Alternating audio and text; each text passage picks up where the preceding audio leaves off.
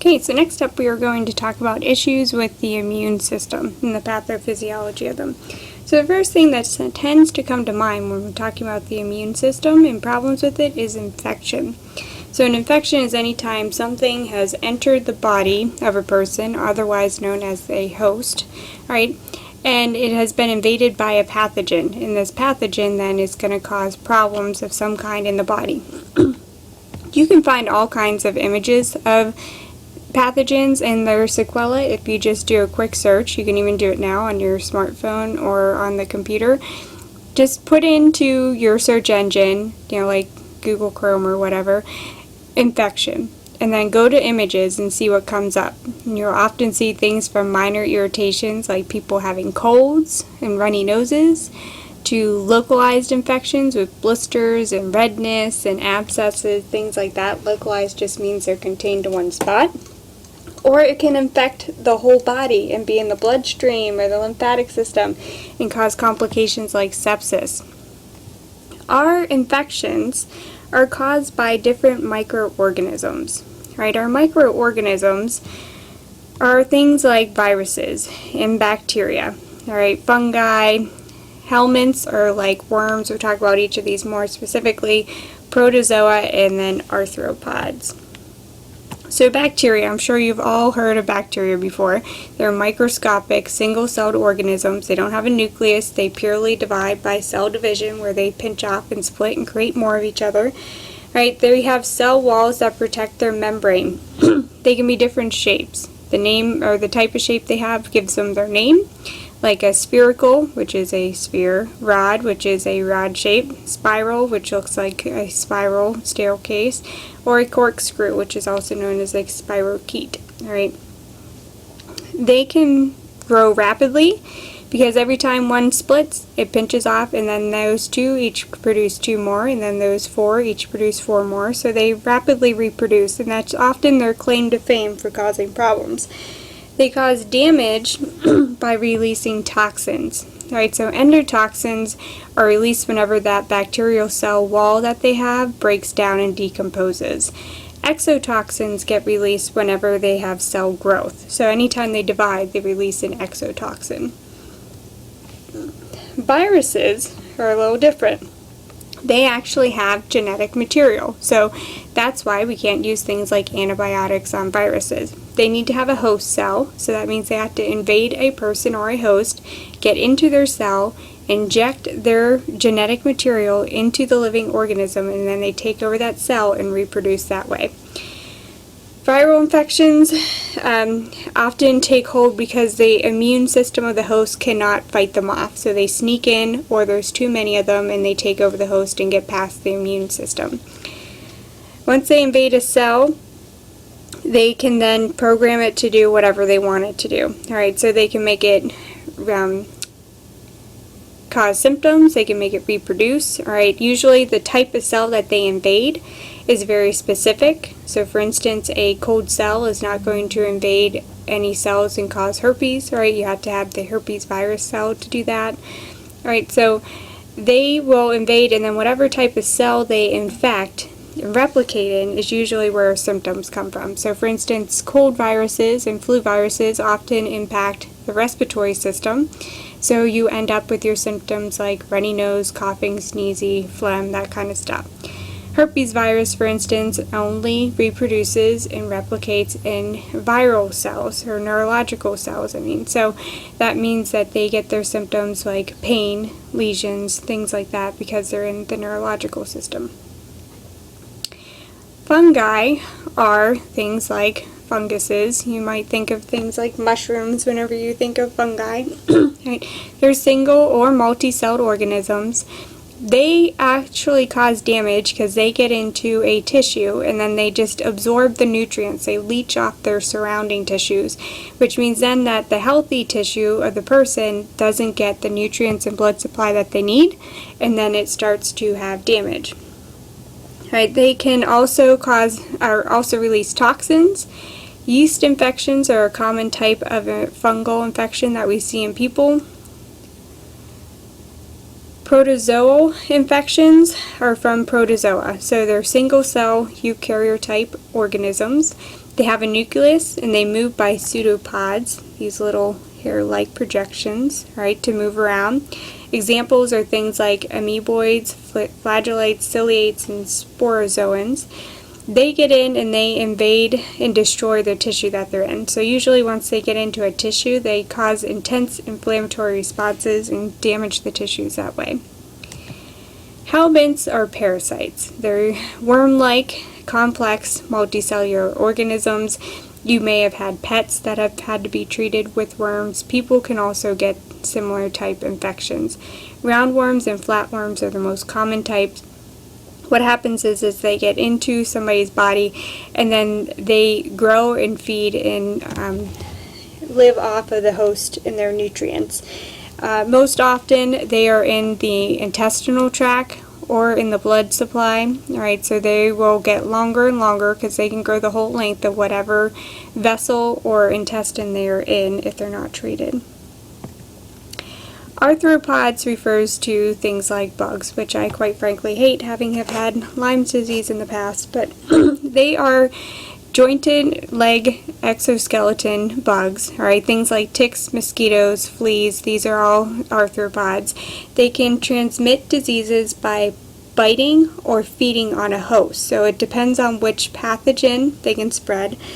Things like Lyme disease, Rocky Mountain spotted fever, the Zika virus that's going around now, these are all things that are transmitted by arthropods. Oh, and there is a video if you're interested about Lyme's disease there and how it has morphed over the years if you'd like to know more. So there's also a class of infections called opportunistic infections, and the thing to pay attention to in this word is opportunistic or opportunity. Alright, so these are things that cause infections, but they have to have the right set of circumstances or opportunity in their host to do so. We walk around every day getting exposed to lots of pathogens, mold, dust, all kinds of disgusting stuff, and our immune system just blows it off and gets rid of it for us. And we don't even think about it. Alright, and somebody who has a compromised or weakened immune system, they can't fight off these simple things. So they're more likely to cause an infection. And when they do, that's called an opportunistic infection. So the organism has to have an impaired immune system in order to get an opportunistic infection. Alright.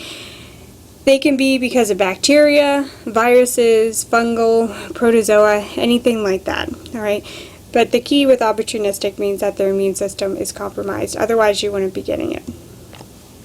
Alright, now let's talk about the immune response. Alright, so there's different things that go into your body's immune response. Right? For instance, the antigen it's our marker on a foreign cell or substance that tells our body it shouldn't be there. Otherwise, stuff would be getting into our body all the time, and we would not know from our immune system whether or not it's okay. Alright, and some of your cells actually have antigens too, and we'll talk about that in a second. But they're the things that essentially flag these substances that shouldn't be there as not safe for us, and then our immune system sends in our white blood cells and things like that to attack it, to keep us from getting sick. Right, so anything like bacteria, viruses, parasites, those all have antigens on them. Right, other things can also have antigens too, like poisons and pollen and other substances. Oftentimes allergies are a reaction to hypersensitivity to antigens on things that aren't usually a big deal, like pollen. Right, people who get transplants, the problem with rejection is that the donated organ has antigen markers on them, right? And that can be a sign to the host or the person who got the organ immune system that it shouldn't be there, and then the person who got the organ will try and attack it. So that's why organ transplant patients have to have suppressed immune responses so that they don't trigger reactions that will reject their organs. Alright, so antigens actually get recognized by our antibodies in our immune system. The antibodies lock onto the antigens, figure out whether it's supposed to be there or not, and then will elicit an immune response. Right? We also use antigens in other things, like your blood type. Alright, so if you're O positive, that means that your blood cells have O and RH antigens on them. Alright, that's how we get our blood type. AB negative people, for instance, would have A and B antigens as well as no RH antigen. That means negative. Alright, an antibody is the part of the immune system, alright, that recognizes your antigen, right? So it is going to realize whenever something foreign is in the system, right? And then it is going to cause more antibodies to be created, right, to mount the immune response, right? So first antibody comes in, it combines with the antigen, says, hey, you're not supposed to be here, we need more help. It signals to have more antibodies made specific to that antigen and then works to destroy them. There's a video here on YouTube. If you like to have a visual, you can click on that link in the PowerPoint slides to show you about how those kind of meet up and elicit a response. Right. So the immune system, we know its big job is to protect us from disease. Right. There's different types of immune defenses. There's innate, that's like our natural immunity. It's our first line of defense. It's your initial response, right? It's not specific though, alright? It purely just says, you know what, something's wrong here and we're going to attack it, alright? It doesn't differentiate between whether it's a cold virus or whether it's an arthropod bite, alright? It's just going to say, you know what, this isn't right, we're going to do something about it, alright? You can also get artificial acquired, which means that you get immunity through something that's not natural. Right, so in other words, that's usually your vaccinations, right? Meaning that we've created it in order to give you immunity, right? But you didn't come by it naturally. Adaptive, also known as acquired immunity, is our later line of defense, right? So this is our specific attacking. This is when our antibodies have been created to a specific pathogen, right, and then your body goes through a full-fledged immune response with like white blood cells, your T cells, B cells, all those things, right? So in other words, your body has to adapt or change, right? It has to create more antibodies and have more white blood cells created in order to fight the response. This is after the initial first line of defense in your innate immunity, right? It comes later, takes more time to kick in. Alright, in the meantime, people are often feeling very yucky, alright, but once it kicks in, they'll start to feel better. Alright, so let's talk about T cells. Alright, so T cells make up about 70% of your white blood cells, also known as lymphocytes. Alright, they're responsible for helping give immunity to things like viruses, tumors, funguses. They also attack transplanted organs if we don't keep them in check, and they can cause hypersensitivity reactions. Right? Their job is to get rid of intracellular pathogens, so pathogens that have invaded our cells, or viruses usually. They respond directly to the antigen. Right? We have two types of T cells. Your CD4 cells, which are also known as our helper T cells, usually that's our more common name. Right, they are regulators of immunity. Right, the CD4 is an antigen on the helper T cell that helps us to recognize antigens, and then it secretes lymphokines that stimulate B cells and killer T cells. Right, so they don't actually kill the bacteria. Right, they activate cytotoxic cells that will come in and kill it. Right, there's also CD8 or cytotoxic T cells. Right, they're the ones that directly come in and kill infected cells. Right, they're going to bind to the surface of the invader and attack it. B cells, their primary function is to make antibodies. Right, so once they have recognized that this is a pathogen and it needs to be taken care of, the B cells are the ones who are going to go and create all these antibodies to help us fight the infection. Right, they're a type of macrophage that have become differentiated or specialized into a B cell. Right, they are able to recognize an antigen even if they're not responsive. This is why if you get sick with something, then you have immunity to it and you don't get it again, because they'll just float around in circulation. Once they see it pop up again, they take care of it, get rid of it, and you don't have a problem. Right. They will mature in the bone marrow, right, and once they're mature, they enter the bloodstream, and then they stay there to circulate. Alright, so we will stop there with this one and pick up with our next part of the lecture on altered self-defense occurrences next.